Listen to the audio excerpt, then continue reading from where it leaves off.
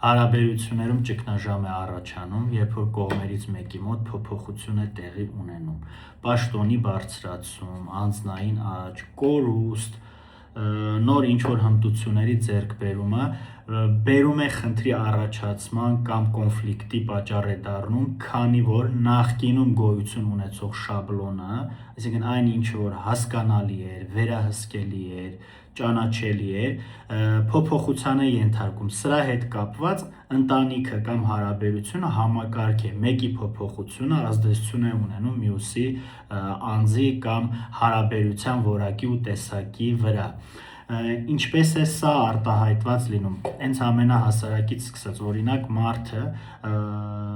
նախկինում որ աշխատել է ինչ-որ ընկերությունում սովորական պաշտոն է զբաղեցրել, հիմա դարձել է տնօրեն եւ այստեղ զուգընկերոջ մոտ արդեն թե երևակայական, թե պատկերացումով սկսում են ծագել մտքեր, որ նոր պաշտոնը օրինակ քեզ ավելի կարևոր է դարձրել, դու նոր մարդկանց հետ ես շփվում, շատ ժամանակ ես անցկացնում, ինձ ուշադրություն չես դարձնում, ես խաղից դուրս եմ մնացել։ Հաճախ այս ամեն ինչը այդքան էլ ուղիղ կապված չի լինում իրականության հետ, մարդը ունենում է ենթադրություններ, եզրահանգումներ, որ ենթադրենք իր կինը կամ ամուսինը նոր միջավայր տեղափոխվելով այլևս չի համապատասխանում իր պատկերացումներին կամ ուշացումը նա վերագրում է, մեկնաբանում է, թե ես արդեն էլ կարևոր չեմ, դրա համար դու ուշ ես տուն վերադառնում, բայց զուգընկերը հաշվի չի առնում, որ նոր պաշտոնը ունի նոր պարտականություններ, որտեղ ավելի շատ ժամանակ կարող է ծախսել, հանդիպումներ է ունենում, տեղ է հրավիրվում, այսինքն մարդու անձնային աճը դիտարկվում է մյուս զուգընկերոջ կողմից որպես իրեն ուշադրությունից հանելու միջոց։ Տարբերակներից մեկը, որ հաճախ իմ պրակտիկայում եմ նկատում, երբ որ զույգերից մեկը հաճախ կինը գալիս է հոգեթերապիայի եւ սովորում է իր անձնային սահմանները պաշտպանել, այլևս չի գոհացնում բոլորին, սովորում է ասել ոչ, սովորում է չլինել հարմար տարբերակ, ընտանիքի մյուս անդամների մոտ առաջացնում է բունտ, այսինքն նրանք սովոր են եղել, որ իրենց կինը, իրենց մայրիկը, իր կինը կամ իրենց մայրիկը կամ իրենց հարսը եղել է հնազանդ, ենթարկվող, չի կարողացել ասի ոչ, այսինքն նա 24 ժամ պատրաստ է եղել ծառայել հանուն ընտանիքի մյուս անդամների շահերին կամ կարիքները բավարարելուն։ Եվ երբ որ այս մարդը իր իրավունքները ներկայացնում է, որ այլևս ես ուզում եմ նաև ինձ ուշադրություն դարձնել, ուզում եմ երբ որ չեմ կարող մի բան անել, ասեմ չեմ կարող, կներես կամ հետո կանեմ, մյուս ընտանիքի անդամների մոտ առաջացնում է բունտ ու շատ հաճախ ամենապարադոքսը նրանում է, որ քանի որ ռացիոնալ այլ բացատրություն չեն գտնում, քանի որ երբեմն մարդիկ տեղեկացված չեն կամ սովոր են, որ պետքա լինի նենց ոնց որ իրենք են ցանկանում, այս ամեն ինչը բացատրելու համար ինչ են ասում հաճախ, մենք արգելում ենք, որ դու գնաս հոգեթերապիայի, այնտեղ քեզ ինչ որ վատ բաներ են սովորացնում, դա աղանդ է, հոգեթերապևտը քեզ խորհուրդներ է տալիս, որ մեզ դեմ լինես, հարգելիներս, սիրելիներս, միշտ ասում եմ, նորից կկրկնեմ, ոչ մի կոմպետենտ հոգեթերապևտ այցելուին պատրաստի խորհուրդներ չի տալիս, ոչ մի հոգեթերապևտ այցելուին երբևիցե չի կարող տրամադրել ընտանիքի մյուս անդամների դեմ, երբեք հոգեթերապևտը չի դառնում ինչ-որ մեկի թիմակիցը,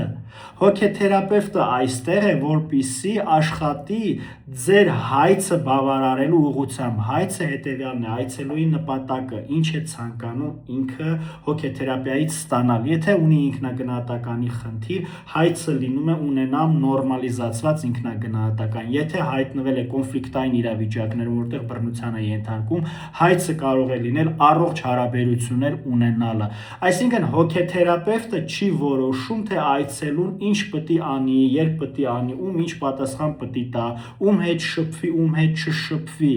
այս թյուր կարծիքները, որ դուք օգտագործում եք որպես մանիպուլյացիա երբեմն ձեր նպատակին հասնելու համար կամ հին դերը վերականգնելու համար, ոչ մի հիմք, ոչ մի օբյեկտիվ պատճառ, փաստարկ չունի, եւ հաճախ Այցելուները, երբ որ արդեն իրենց խնդիրը բարդանում է, ընտանիքի անդամները հասնում են իրենց նպատակին, որպեսզի արգելեն, դադարեցնեն հոգեթերապիան, որ կարողանան կառավարել, ղեկավարել իրենց կնոջը, իրենց մայրիկին, իրենց հարսին։ Ավելի է խնդիրը բարդանում, երբ որ այցելուի համար վճարում է ընտանիքի անդամներից որևիցե մեկը, ով երաժշտությունը պատվիրում է, նա էլ որոշում է, թե ինչ երաժշտություն պետք է լսել, բայց քանի որ նա ազդեցություն չունի հոգեթերապևտիկ պրոցեսի վրա, միակ կառավարելի ու վերահսկելի երևույթը անձը դառնում է այցելուն եւ չվճարելով ընդհատվում է հոգեթերապիան։ Պատճառներից մյուսը կարող է լինել ելի հետեւյալը, այցելուն հոգեթերապիայի ընթացքում որոշ ժամանակ հոգեթերապիա անցնելու շնորհիվ կարողանում է արդեն բացի այն որ ճանաչում է իր անձնային սահմանները, նրա մոտ նաև անձնային աճ է նկատվում եւ եթե նախկինում եղել է հարաբերությունը ինչ որ հավասար հարթակի վրա, այս պարագայում այցելուն վերելք է ունենում, այսինքն անձնային աճ ունենալով ինքը ինչ որ չափով արդեն աշխարհայացքի փոփոխություն է տեղի ունենում, սեփական իրավունքները, սեփական գիտելիքը, սեփական գիտելիքի բազան որ շատանում է, արդեն շատ հարցերի շուրջ նրանք չեն կարողանում եզրահանգում անել, այստեղ զույգերից մեկը հայտնվում է ներքևում եւ հաճախ կարիք է լինում, որպեսզի այն ներքև մնացած զուգընկերը եւս ինքնախնամքով, անձնային աճով զբաղվի, որպեսզի հարաբերությունների երկու կողմերն էլ հավասարաչափ վերելք ապրեն, որպեսզի իրար լինեն հասանելի։ Եթե մյուսը մնում է ներքևում, հաճախ այս ներքևում մնացած մարդը փորձում է, քանի որ ինքը չի ուզում անձնային աճ ունենա, քանի որ ինքը ճկուն չի կամ ունենում է նարցիսական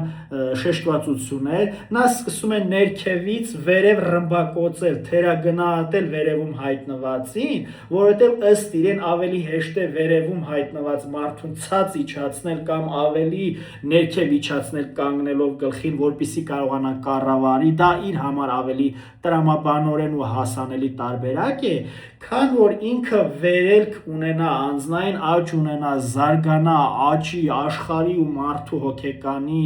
մասին ավելի շատ գիտելիք ու պատկերացում ունենա, նա չի պատկերացնում, որ հարաբերությունը տրամաբանորեն միշտ պահանջում է մեզանից խնամք։ Մեզ մոտ ինչ կարծրատիպ կա, որ աղջկան հասնելու համար կամ զուգընկեր ունենալու համար սկզբի փուլում պայքարում ենք, հասնում ենք մեր ուզածին ու վերջ այլևս նա մեր սեփականությունն է։ Հարգելիներս, հարաբերությունը ավելի բարդ ստրուկտուրա է, ավելի բարդ համակարգ է, ավելի բարդ երևույթ է, քան ծառը, քան երեխա մեծացնելը։ Հարաբերությունը ամեն օր ներդրում է պահանջում, խնամք, իրար հետ քննարկումներ, իրար հետ աշխատել հարաբերությունը կառուցելու ուղղությամբ, նա կրակի պես է, եթե փայտ չավելացրեցիր, այն փայտը որ դրել էիր, այրվում, վերջանում, մոխիր է դառնում։ Հարաբերությունը բույսի պես է, միշտ կարիք ունի ջրելու, խնամելու, փխրեցնելու, ավելորդ ճյուղերը կտրելու, ավելորդ այդ միկրոբներից, վարակներից ազատելու։ Առօրյայում տեղի ունեցած հարաբերության համար միշտ կարող են ռիսկեր առաջացնել եւ եթե ձեր համար արժեք ունի ձեր հարաբերությունը, պետք է երկուսով միշտ քննարկեք, ինչը չի մեզ հերիքում, ինչը չի մեզ գոհացնում, ինչի համար ենք մենք պայքարում, ինչի համար ենք մենք այս վերջին շրջանում այդքան կոնֆլիկտ ունենում, ինչ է տեղի ունենում, որ իմ աշխատանքի վայրում առաջընթացը իմ մոտ գրանցվում, գուցե զույգերից մեկը նախանձում է, գուցե զույգերից մեկը խանդում է, հաճախ սա խոսում է մյուս զույգի տկարության մասին, ցածր ինքնագնահատականի մասին, վախերի մասին, որ կկորցնեմ, որ ես այլևս լավը չեմ, որ ինքը շփվում է ավելի կիրթ մարդկանց հետ, որ աշխատում է ավելի պրեստիժ տեղ, իսկ ես չունեմ անգամ բարձրագույն կրթություն։ Ձեր սեփական խնդիրները հաճախ, ձեր սեփական բարդություններն ու դժվարություններն ու թերությունները դուք պրոյեկտում եք հարաբերության վրա կամ այլ անձանց վրա, չգիտակցելով, որ դա ձեր խնդիրն է եւ դուք փոխանակ ընդունեք ձեր բացեր ու աշխատենք այն լրացնել, աշխատեք զույգի հետ կիսվել, որ ես ինձ լավ չեմ զգում, ես ինձ ճնշված եմ զգում, ես մտածում եմ, որ արժանի չեմ քեզ, որ դու ավելի անձնային աճ ես ունեցել։ Եթե ձեր մեջ եղել է սեր, սա հնարավորություն է տալու, որ դուք սկսեք կառուցողական մոտենալ, որ դուք լսեք ձեր զուգընկերոջը, հասկանաք, որ նա չի բավարարվում, ձեզ չի չափում, թե դուք ինչ պաշտոն ունեք կամ թե դուք ինչքան գումար ունեք։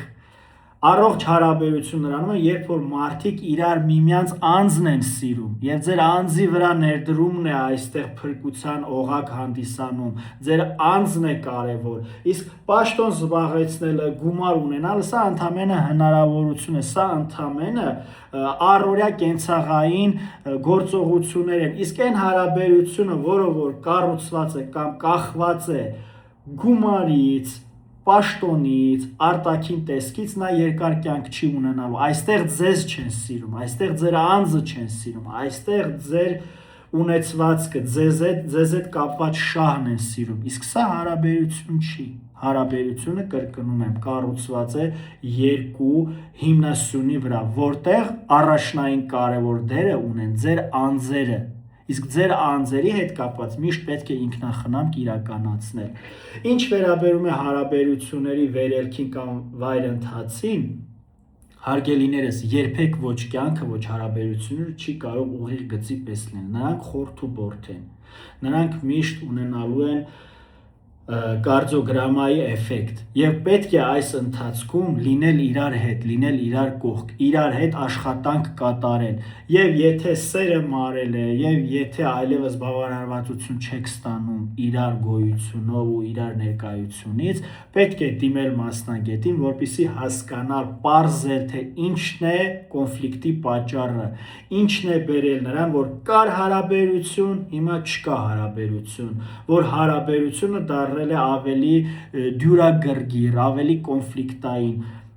հաճախ մասնագետին դիմելով դուք գտնում եք այն խնդիրը, որը ծառացել է ձեր առջև եւ գուցե առօրյայում դուք դա չեք տեսնում եւ խնդիրը լուծելով հարաբերությունը անցնում է նոր շրջան, նոր level է ունենում, վերելք է ունենում երկուսի համար։ Իսկ եթե մյուս կողմը զարգացել է, անձնային աճ է ունեցել, միշտ հնարավորություն կա նաեւ որ մյուս կողմն էլ զարգանա ու աճ ունենա ու հավատացած եղեք շատ հաճախ այն կողմը, ով որ անձնային աճ է ունեցել, պատրաստական է ձեռք մեկնելու, որ դուք հավասարվեք իրեն կամ գուցե անցում ունենաք։ Եթե ձեր մեջ եղել է սեր, տրամաբանորեն չպետք է լինի կոնկուրենցիա։ Կոնկուրենցիան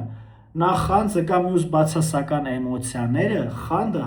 ավիրող գործոն են համարվում, դժվարություններ առաջացնող ֆակտոր են համարվում հարաբերությունների համար։ Եթե մնացին հարցեր, կարող եք ուղղել անձնական նամակով։ Այսքանը, լավ մնացեք։